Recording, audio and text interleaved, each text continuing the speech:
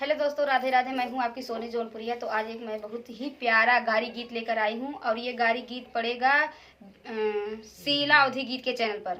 और गीत कैसा लगा आप लोग कमेंट बॉक्स में जरूर बताना।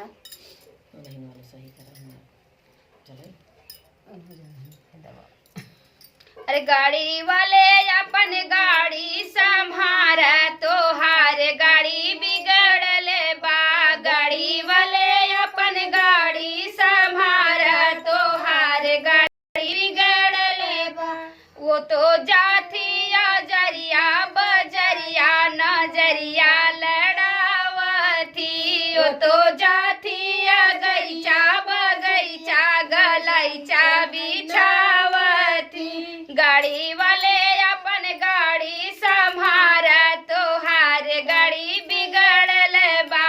गाड़ी वाले अपन गाड़ी संभारा तोहार गाड़ी बिगड़ल बा। समधी रमाय अपन बहिनी संभारा तोहार बहिन बिगड़ल बा। समधी रमाय अपन बहिनी संभारा तोहार बहिन बिगड़ल बा। यो तो जाथिया जा रे बाजारे नजारा लड़ावती। यो तो जाथिया गईचा बगईचा गलईचा बिछावती। गाड़ी वाले अपन गाड़ी संभाला तोहार गाड़ी बिगड़ल बा। गाड़ी वाले अपन गाड़ी संभारा तोहार गाड़ी बिगड़ल बा। दुल्हे रमाय अपन बहिनी संभारा तोहार बहिन बिगड़ल बा। दुल्हे रमाय अपन बहिनी संभारा तोहार बहिन बिगड़ल बा। यो तो जाथिया जा रे बाजारे नजारा मिलावती।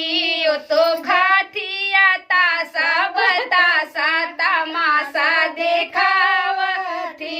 यो तो जाथिया जा रे बाजारे तमाशा देखावती।